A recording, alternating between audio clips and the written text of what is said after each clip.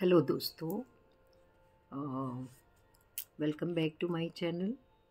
Thank you very much for liking my videos, subscribing it and supporting me. Thank you very much. आज मैं आपके सामने हूँ एक नई वीडियो लेके।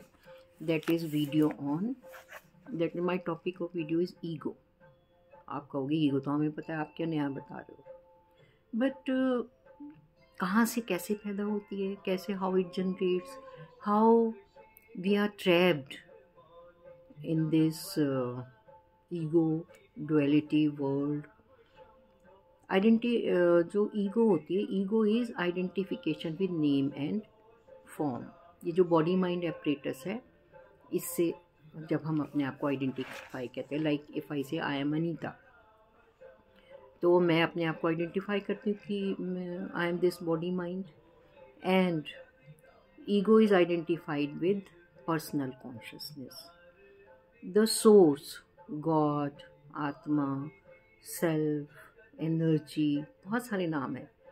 ये होती है impersonal consciousness. Impersonal means through out consciousness ही है एवरीवेयर। बट जब मैं अपने आप को कहती मैं अनीता, या कोई भी अपना नाम लेके आइडेंटिफाई करता है, तो दैट बिकम्स पर्सनल कॉन्शियसनेस। और वो consciousness identified with body as is functioning of ego.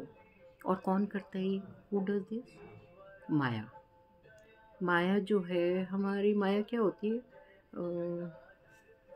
Duality कह सकते हो आप, या बहुत सारे हमारे ऊपर व्हील कर्टन्स हैं, बहुत सारी लेयर्स हैं। तो वो जो हमारी कॉन्शियसनेस है वो छुप जाती है और हमें उसके साथ काम करने में, आइडेंटिफाई करने में हेल्प नहीं मिलती। तो अब सेज में और ऑर्डिनरी पर्सन की ईगो में क्या फ़र्क होता है? सेज और एनलाइटेंड सोल भी कह सकते हो आप। सेज एंड ऑर्डिनरी पर्सन में ये डिफरेंस होता है कि सेज में भी ईगो होती है। सेज को अगर आप नाम लेके बुलाओगे तो he will respond body mind से, तो उनका नाम वही है।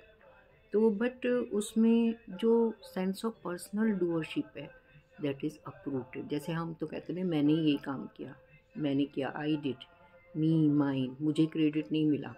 उनमें ये चीज़ नहीं होती। Sense of personal doership is uprooted. So in a satsang the sage ego is operational, but ego does not have sense of personal doing कि मैं कर रहा हूँ। उसको पता है कि it is happening through my body. और कौन कर रहा है उनकी बॉडी के थ्रू? Source, God.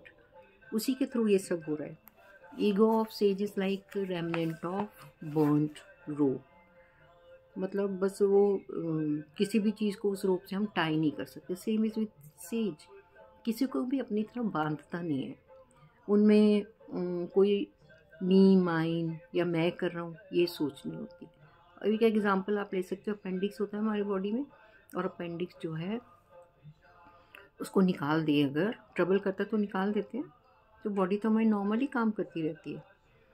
तो same way sage is still functioning through ego, but sense of doership is not there. तो अगर हमें ईगो को ओवरकम करना है तो फिर हमें भी यही तरीका अपनाना चाहिए। जब आप कहते कि मैंने किया, तो फिर उसका जो कॉन्सिक्वेंस है उस कर्म का, वेदर इट इज़ गुड और बैड, वो तो आएगा ही, कॉन्सिक्वेंस तो आएगा ही, तो वो हमें ही भुगतना पड़ेगा। वही हमारे कर्म होते हैं। तो जब आप कहते हो कि मेरे through I am not doing, it is happening through my body and source is doing it, तो फिर हम उसके कॉन्सिक्वेंस से बच जाते हैं। अब तो get rid of ego, to get rid of ego, एक चीज़ है कि सेंस ऑफ पर्सनल डूअरशिप जाना चाहिए और कॉन्शियस एफर्ट चाहिए। कॉन्शियसली जीना, किसी भी चीज़ का क्रेडिट नहीं ले सकते हम, लेते हो तो फिर कॉन्सिक्वेंस भी तुम्हारा है। और दूसरा है सत्संग। सत्संग इज़ कॉन्टीन्यूअस हैम्बरिंग ऑन ईगो। सत्संग क्या होता है? ज़रूरी नहीं है कि कहीं आप बहुत बड़े गुरु के पास या भीड़ में जाके सुन रहे हो, नॉट लाइक दैट।